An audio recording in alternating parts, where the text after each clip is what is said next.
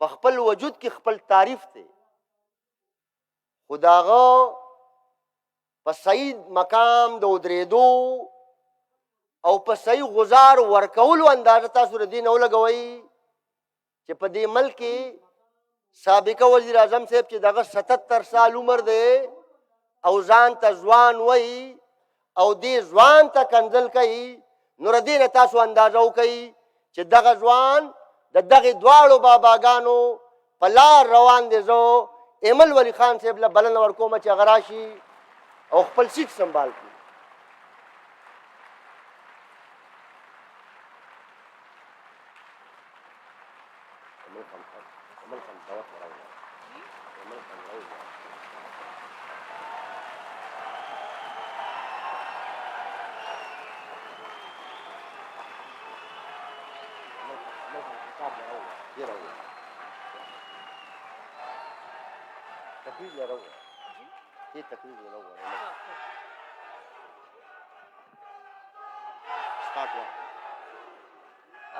بسم اللہ الرحمن الرحیم. شکریہ.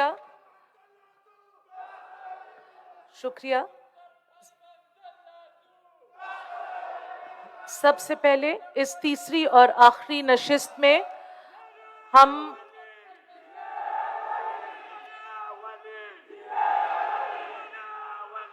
شکریہ.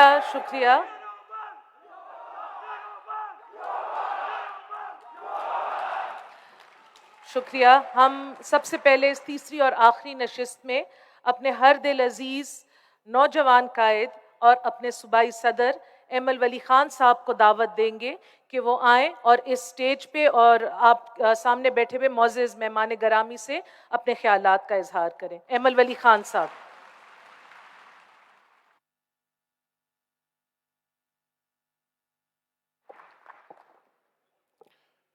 بسم اللہ الرحمن الرحیم.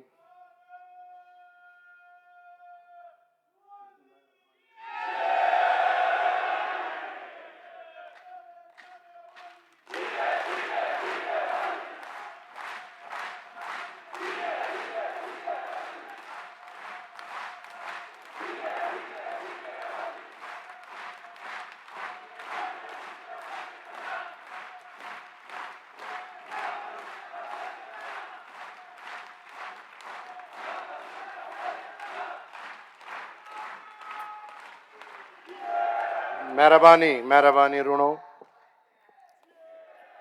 خوشحال ہو سے اللہ مقدر ہو کے مہربانی لگا موقع بمال رکھے بیچے سے اصول خبر حکم. شروع اللہ کے نام سے جو رحمان اور رحیم ہے. محترم صدر اس محفل کے اور عوامی نیشنل پارٹی کے قائم مقام صدر، میرے بڑے بھائی ہمارے فخر امیر حیدر خان ہوتی صاحب، سٹیج پہ بیٹھے، ہم سب کے آئے اس محفل میں ہمارے عزیز مہمان، دونوں میرے والد کے کلیگز اسحاق ڈار صاحب اور ہمارے ہر دل عزیز یوسف رضا گیلانی صاحب، ہم سب کے بزرگ ولی خان بابا کا نشان حاجی غلام احمد بلور صاحب،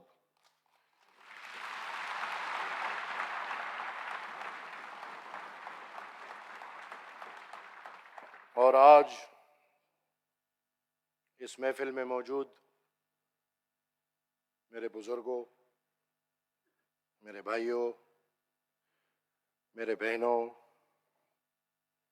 تمام خواتین و حضرات، میں تو سب سے پہلے تہ دل سے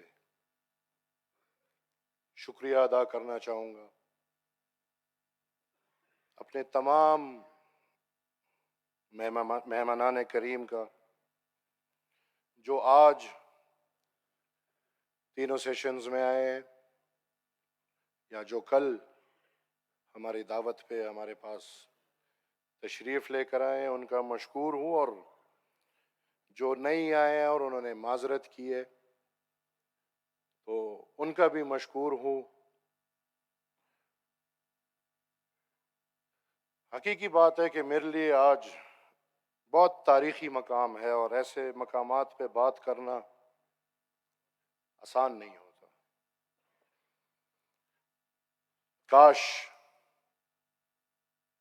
کاش اسلام آباد کی یہ سرزمین آج سے زیادہ نہیں 3-4 صدی پہلے بھی باچا خان بابا کو مان لیتے، اتنے تک ہی مان لیتے جتنا آج مان رہے ہیں. تو میں یقین سے کہہ سکتا ہوں کہ پاکستان میں جو حالات ہمیں دیکھنے کو مل رہے ہیں یہ ہمیں نہ ملتے.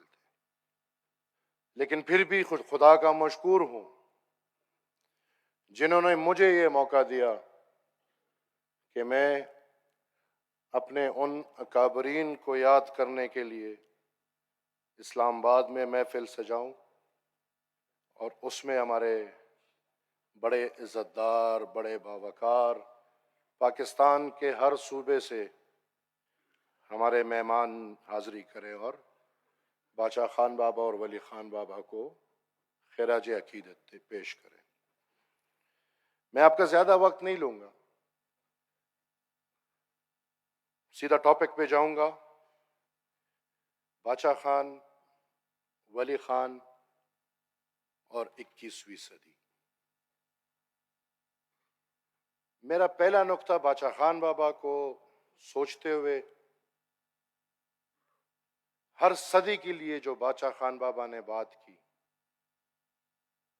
وہ بلا کسی تفریح سے بڑھ کے مذہب سے پہلے، رنگ عقیدت سے پہلے انسانیت کی بات کی. میں سمجھتا ہوں آج کی 21ویں صدی میں انسانیت کی بات کرنا بہت ضروری ہو چکا ہے. باچا خان بابا فرماتے ہیں کہ سب سے بڑا مذہب انسانیت ہے، اور جو انسانیت سیکھ لے، جس کو ہیومینٹی کا ترجمہ دل اور دماغ میں گھس جائے، وہ جس مذہب کا بھی ہو، اس علاقے پہ، اس زمین میں زندگی گزارنا بہت آسان ہو جائے گا. میں سمجھتا ہوں کہ ہم نئے زمانوں میں پیش ہوتے ہوئے 21ویں صدی میں اگر ہم بھول گئے ہیں تو ہم انسانیت کو بھول گئے ہیں، اور ہمیں ضرورت ہے کہ ہم مذہب سے بالا. ہم نے دیکھا کہ ہمارے ملک میں مذہب کے نام پہ ایک کارخانے کا مینیجر جو غیر دین تھا، اس کے ساتھ کیا ہوا. اسی طرح ہم دیکھ رہے ہیں کہ انسانیت کے تقاضے اڑائے جا رہے ہیں، اور اس میں اولین ترجیح جو میرے سے پہلے بات ہوئی، اور میرے خیال میں آج ہر پختون اگر ہمارے آنکھوں میں آنکھیں ڈال کے بات کرتے ہیں یا ہمارے اتحادی حکومت کے آنکھوں میں آنکھیں ڈال کے بات کرتے ہیں، تو انسانیت کا تقاضا یہ ہے کہ علی وزیر کے ساتھ جو ہو رہا ہے وہ انسانیت نہیں ہے.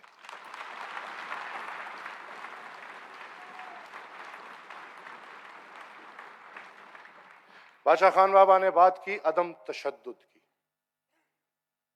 اب عدم تشدد میں سب سے بڑی چیز برداشت. جو میں دیکھ رہا ہوں کہ آج کے سیاست میں برداشت ختم ہو چکی ہے. میرے خیال میں عدم تشدد کی بنیاد یہی ہے، اور جہاں برداشت ختم ہو جائے تو ادھر سے آپ کی سوچ، آپ کی فکر خود بخود تشدد کی طرف جانا شروع ہو جاتی ہے.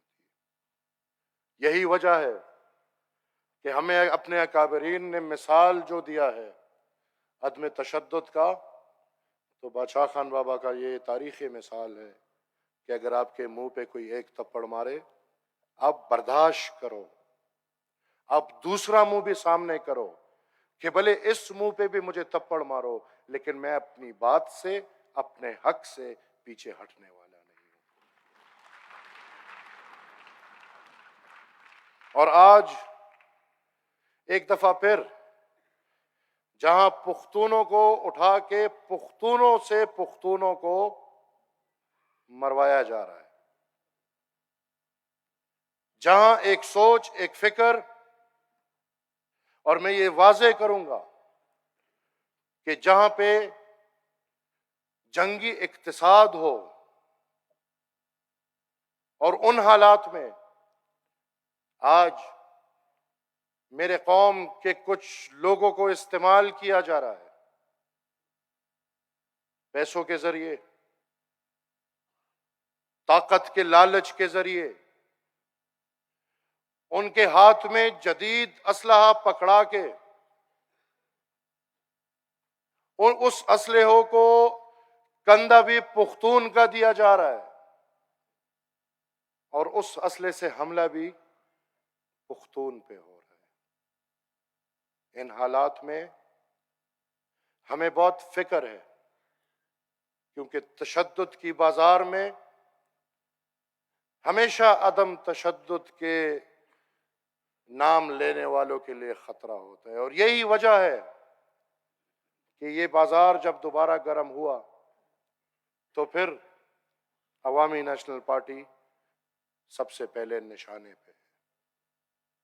لیکن ہم آج بھی عقیدتاً یہ عہد کرتے ہیں اپنے ان مہمانوں کے سامنے، میں اپنے اکابرین اور اپنے سب بھائیوں بہنوں کے سامنے، اور میرے سب بھائی بہن میرے سامنے، یہ ایک دفعہ پھر عہد کرتے ہیں کہ ہم سر کے سودے پہ، جان و مال کے سودے پہ، ہر قسم قربانی کے سودے پہ ہمیں کوئی عدم تشدد کے راستے سے ہٹا نہیں سکتا۔ ہماری ساری زندگی عدم تشدد کے لیے گزری ہے۔ باچا خان بابا کی انہی کڑیوں میں انہوں نے زندگی گزارنا سکھایا ہے۔ زندگی کیسے گزرے گی؟ جب انسانیت ہوگی، امن ہوگا، تو پھر زندگی گزارنے کے لیے ایک ماحول بنے گا۔ اور اس کے بعد باچا خان بابا نے تعلیم پہ ترجیح دی کہ ہمیں اگر دنیا کے ساتھ مقابلہ کرنا ہے تو ہمیں اپنے بچوں اور بچیوں کو پڑھانا ہوگا۔ اور انہوں نے ایمفیسس اس پہ دیا کہ ہمیں اپنے بچوں سے زیادہ اس پہ زور دینا ہوگا کہ ہم اپنے بچیوں کو پڑھا سکیں، کیونکہ وہ مثال دیتے تھے کہ اگر ایک نوجوان، ایک بچہ، ایک لڑکا پڑھائی کرتا ہے، ڈگری حاصل کرتا ہے، تو وہ اس ڈگری کو، اس پڑھائی کو استعمال کرتے ہوئے اپنے گھر کے لیے روزی روٹی کمائے گا۔ جہاں پہ ایک لڑکی اگر تعلیم حاصل کرے گی تو وہ آپ کا آنے والا نسل بنائے گی۔ اور یہی وجہ ہے کہ ساری زندگی ہم نے دیکھا ہے کہ جب بھی ہمارے مائنڈ سیٹ پہ حملہ ہوا ہے تو حملہ ہمارے اسکولوں پہ ہوتا ہے۔ اسلام کے نام پہ آئے ہوا حکومت کس قانون سے لڑکیوں پہ پڑھائی کی پابندی لگاتا ہے، مجھے یہ سمجھ نہیں آتی۔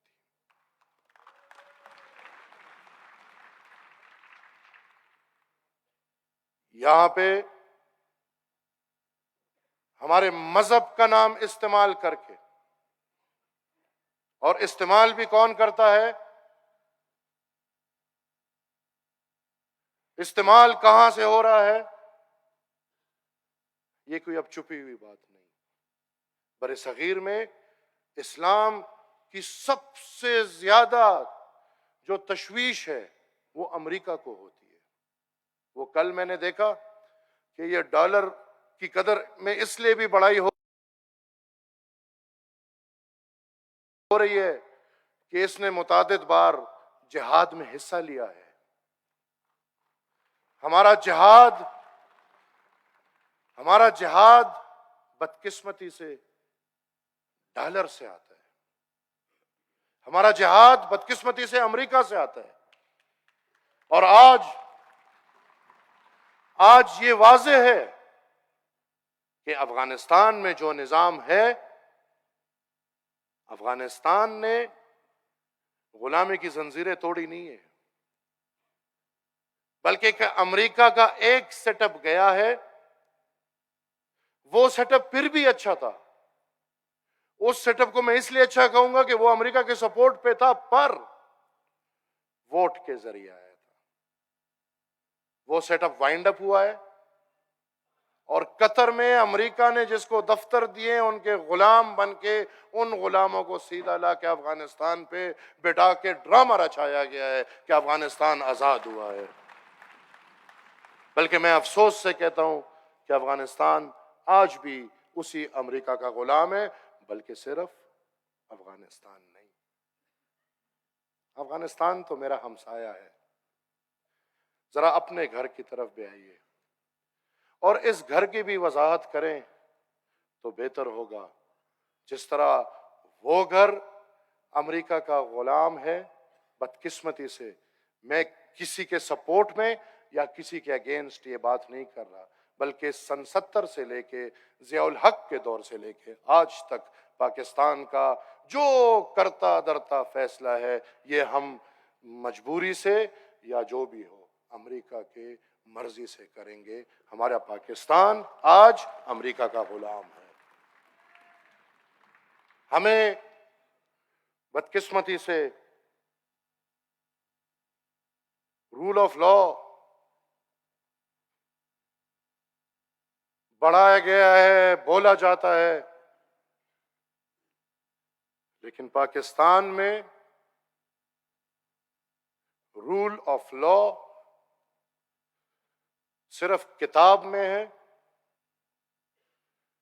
صرف کاغذ میں ہے. یہاں پہ ایسے ادوار بھی آئے ہیں یا یہاں پہ ایسے لوگ بھی رہتے ہیں جو ہمارے آئین کو ایک کاغذ کا وہ ٹکڑا سمجھتے ہیں کہ جب ان کا دل کرتا ہے ٹوکری میں پھینک دیتے ہیں، اور جب ان کا دل کرتا ہے اٹھا کے ہمارے سامنے پیش کرتے ہیں. اگر رول آف لا نام کی کوئی چیز پاکستان میں ہے تو 18th امینڈمنٹ، جو کہ آج سے 10-12 سال پہلے پاکستان کے اسمبلی میں یونانیمسلی اپروو ہوا ہے، وہ 18th امینڈمنٹ جو ذکر ہوا جس پہ جناب یوسف رضا گیلانی صاحب کے دستخط ہیں، وہ تحفہ جو آپ کو، ہمیں محکوم قوموں کو جناب آصف علی زرداری صاحب کی طرف سے ملا ہے، جو ہم زندگی بھر نہیں بھول سکتے. اور میں یہ بھی سمجھتا ہوں کہ اس کرسی پہ جناب آصف علی زرداری صاحب کے علاوہ کوئی بھی ہوتا تو یہ حق ہمیں نہیں ملتا. آج تک اس کے خلاف حملے ضرور ہوئے ہیں، لیکن 18th امینڈمنٹ کے ایک نقطے پہ عمل نہیں ہوا. میں سمجھتا ہوں کہ 18th امینڈمنٹ وہ واحد راستہ ہے، صوبائی خود مختاری وہ واحد جز ہے جس سے یہ باقی کا پاکستان یکجہ ہو کے زندگی گزار سکتا ہے. اگر آپ اسی طرح 70 سال سے تو ہوا، لیکن اگر 70 سال بعد بھی آئینی حقوق کا ہمارا راستہ روک کر اگر اسی طرح بلوچ قوم کو بلوچیوں کا حق نہ ملے، سندھ قوم کو سندھیوں کا حق نہ ملے، پختون قوم کو پختونوں کا حق نہ ملے، اور پنجاب قوم کو پنجابیوں کا حق نہ ملے، تو پاکستان کا چلنا مشکل نہیں بلکہ بہت ناممکن ہو جائے. میں اس موقع سے فائدہ اٹھاتے ہوئے، چونکہ میرے چاچا اور فائنانس منسٹر صاحب یہاں موجود ہیں، میں آج باچا خان بابا کے نظریے کو 21ویں صدی میں ان کے سامنے پیش کر کے ان کے مشکلات میں کمی کے لیے کچھ تجاویز ضرور دوں گا۔ بالکل سر، ہم یہ سمجھتے ہیں کہ پاکستان ایک اکنامک کرائسس میں ہے اور ایک اکنامک کرائسس سے گزر رہا ہے، اور پاکستان بلکہ میرے خیال میں میری 36 سال عمر ہے، جب سے میں نے کچھ سمجھا ہے تو پاکستان اکنامک کرائسس سے گزر رہا ہوتا ہے۔ ادھر جو لوگ بیٹھے ہیں یہ آپ کے فیصلوں کو سپورٹ کریں گے، لیکن فیصلے کریں ملک کے لیے۔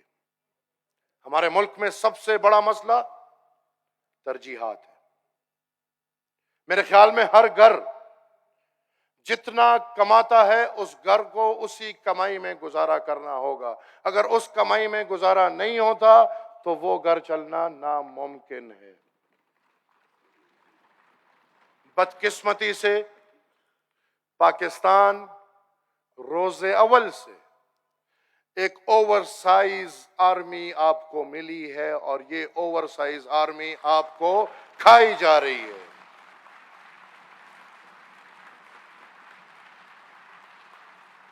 میں بالکل ڈاؤن سائزنگ ہمیشہ ہوتی ہے، لیکن ڈاؤن سائزنگ بیچارے عوامی اداروں میں ہو جاتی ہے۔ جو ادارہ 14 اگست 1947 سے لے کے 28 یا 29 جنوری 2023 تک اوور سائز ہے، اگر آپ نے اس ملک کے معیشت کو بچانا ہے تو آپ کو آرمی اپنے ملک کے سائز پہ لانی ہوگی۔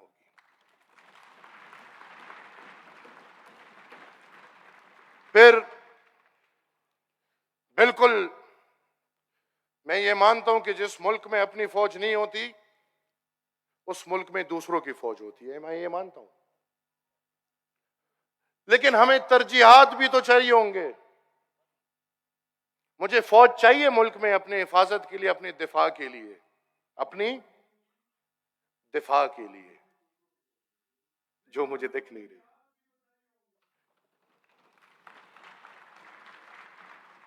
مجھے جب اپنی دفاع خود کرنی پڑ رہی ہے، آج کے حالات پختونخوا پہ جو حالات آئے ہیں، مذاکرات کرے کوئی اور، مذاکرات کرے جنرل فیض، اور مذاکرات کے جواب میں شہادتیں ہمارے پولیس ڈپارٹمنٹ کو دینی پڑے، اور پھر آسان بات ہے کہ بھئی ان کے پاس جدید اسلحہ ہے اور ہمارے، یہ کس صدی میں ہم رہ رہے ہیں؟ جس ملک کے پاس ایٹم بموں کی پرچار ہے ادھر جدید اسلحہ نہیں ہے، سوچیں ذرا۔ جس ملک کا 70-80% بجٹ ڈیفنس پہ جا رہا ہے، سیدھی سادھی بات آپ کی ترجیحات کی ہے، آپ کی ترجیح لڑائی ہے،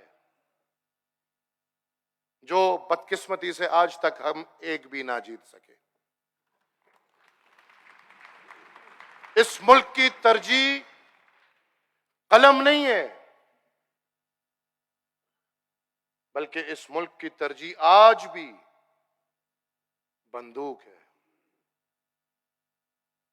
اس ملک کی ترجیح ریاستوں کے بیچ اقتصاد نہیں ہے، ٹریڈ نہیں ہے۔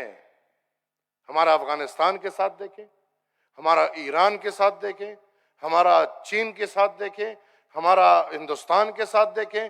سب سے پہلے آپ ہمسایہ ممالک کے ساتھ تجارت کرتے ہیں، ہم بدقسمتی سے بزنس کی تجارت نہیں کرتے، ہم بندوقوں کی، خودکش حملوں کی، خودکش بمباروں کی تجارت کرتے ہیں۔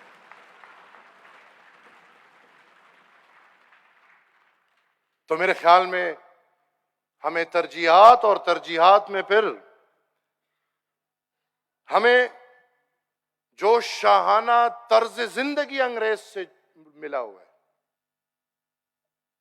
اسحاق ڈار صاحب آپ فیصلہ کریں ہمارا ملک ایک ایک ارب ڈالر کے لیے ترلے منتیں کر رہے ہیں. یہاں شاہانہ زندگی دیکھیں, 300 کنال پہ اسلام آباد کلب بنا ہوا ہے شاہانہ افسران کے لیے.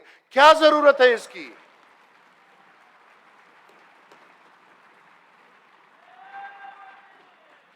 ہمارا ملک قرضوں میں ڈوبا ہوا ہے. یہاں پہ اسلام آباد میں F6 میں, F7 میں, F8 میں 17 گریڈ 18 گریڈ کے افسران, ایک ایک کا گھر 2 ارب 3 ارب روپے کا ہے. یہ کہاں کا شاہانہ انداز ہے؟ اور پھر ہمارا جو مرکز ہے, تو دفاعی اداروں کا کام بدقسمتی سے, میں آخری بات کرتا چلوں, ان کا کام دفاع کا ہے اور وہ بارکوں میں ہوتا ہے. ہمارے اسلام آباد سے لے کے ابھی تو وہ صافی صاحب جو نیا بن رہا ہے E11 اور E7 کے بیچ میں, تو اللہ خیر کرے, ملک بھوکے مر رہے ہیں تو ادھر نئے نئے مرکز بن رہے ہیں. میرے خیال میں فیصلہ کریں, فوج کو شہروں سے دھکیلیں, ان کو بارڈر پہ بھیجیں, ان کو بارکوں میں بھیجیں.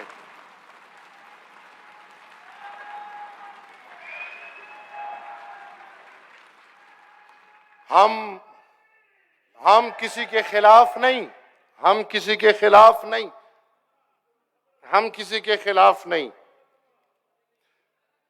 دا سیمینار کے چرم نہیں دی شوی تو زما ډیر درون مشره, تو زما درون مشره, تو زما درون مشره, تو زما درون مشره. یہ میرے بزرگ یہی کہنا چاہ رہے ہیں کہ جہاں پہ آپ اچھی دیوار اور خاکدار تار دیکھو تو سمجھے کہ اندر وہ لوگ رہ رہے ہیں, وہ ہم سے چھپ کے رہے ہیں. ہماری کوئی دفاع نہیں کرتا, الٹا ہم سب لوگوں کی دفاع کر رہے ہوتے ہیں.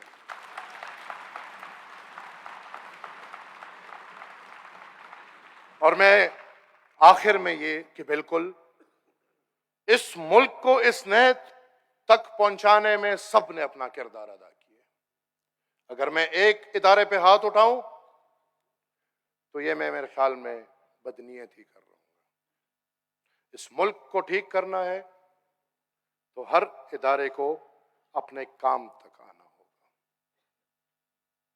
اسمبلیوں کو, پارلیمان کو اسحاق ڈار صاحب فنڈ والے گند سے بچائیں.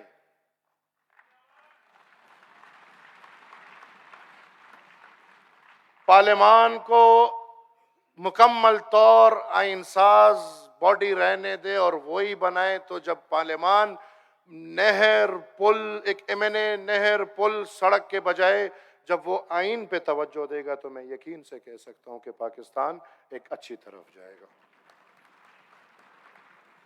ادھر ہمارے پارلیمان کو, ہمارے پارلیمنٹیرینز کو ٹیکیدار بنا دیا گیا ہے. وہ بیچارے ہم بدقسمتی سے, ادھر بہت پارلیمنٹیرینز ہیں ایکس اور ابھی موجودہ, ہم بدقسمتی سے عوام میں جا کے ہمارے سے کوئی ڈیمانڈز یہ کم ہوتے ہیں کہ بھئی کوئی اچھا قانون بنائے. نہیں, ہمارے سے ڈیمانڈ یہی ہوتا ہے جی سڑک بنائے, پل بنائے, نالی بنائے, کوئی نوکری دلائیں. خدا را سیاستدانوں کو ان چیزوں سے بچائیں, آئین تک محدود کرے, کیونکہ سیاستدان ان چیزوں میں پڑ گئے تو جیسے سلیم صاحب نے کہا, آئین اور قانون اور لوگ بنا رہے ہیں, اور ہمیں پتہ ہے, آپ کو پتہ ہے کہ کون بنا رہے ہیں. لہٰذا یہ آئین اور قانون بنانا پارلیمان کا کام ہے, ان کو یہ کام پہ منون رہنے دیں. حکومت چلانا حکومت کا کام ہے, سپریم کورٹ کا کام نہیں ہے. لہٰذا میرے خیال میں وقت ہے کہ ہم ایک کانسٹیٹیوشنل کورٹ کا انعقاد کریں, جو کورٹ سالہ سال کانسٹیٹیوشن میٹرز کو دیکھیں, اور ہم سپریم کورٹ کو, جو سپریم کورٹ میں ہزاروں اور لاکھوں کے تعداد میں کیسز پینڈنگ ہے پر ان میں کوئی میڈیا کا چام نہیں ہے, لہٰذا سپریم کورٹ کو ہم حکم کریں کہ آپ میڈیا سے دور ہو کے آپ ان بیچاروں کے کیسز پہ توجہ دیں جن کے صدیاں گزر جاتی ہیں لیکن کیسز کے فیصلے نہیں ہوتے. اسی طرح ہم پھر اپنے دفاعی انسٹیٹیوٹ کو دفاع تک ہی محدود کریں. اس کے لیے آپ جو قانون بنائیں گے، جو سخت سے سخت قدم اٹھائیں گے، انشاءاللہ عوامی نیشنل پارٹی کا ہر بزرگ، ہر ورکر، ہر مرد، ہر عورت آپ کے ساتھ کھڑا ہوگا۔ اور میں سمجھتا ہوں کہ میڈیا جو ایک آخری پلر ہے ان سب کا، اس کو بھی اپنی طرف دیکھ کے جو ماضی میں غلطیاں ہوئی ہیں اس سے اعتراف کر کے ان کو سدھار کر میڈیا کو ایک ایسا روشنی کا ذریعہ بنائے جو قوم کو روشنی دے، علم دے اور حالات سے خبر کرے۔ میں ایک دفعہ پھر سب کا مشکور ہوں، اجازت لوں گا سب سے۔ وی پختونا دو پختو پختون نشان چی وی جم دے، پختونا د پختو پختون نشان چی وی جم دے، تر سوچ دا دنیاوی باچا خان بوی جم دے۔ ډیره مهرباني والسلام۔ دیر خسر ایمل ولی خان صاحب کے بعد میں دعوت دوں گا، لیکن دعوت سے پہلے ہمارے فائنانس منسٹر صاحب بھی یہاں پہ بیٹھ رہے ہیں فیڈرل، اور یوسف رضا گیلانی صاحب بھی بیٹھے ہیں۔ ابھی میرے پاس ایک بچی آئی ہے افغانستان میں، جتنی بھی ہماری بچیاں ادھر میڈیکل میں پڑھتے تھے وہ ساری بچیاں سیکنڈ ایئر میں، تھرڈ ایئر میں، تو ان کی فائل بھی میں اس امید سے دے رہا ہوں کہ ہماری بہت ساری بچیاں پختونخوا میں، چونکہ ہماری میڈیکل کالجز کی تعداد بہت کم ہے، سیٹ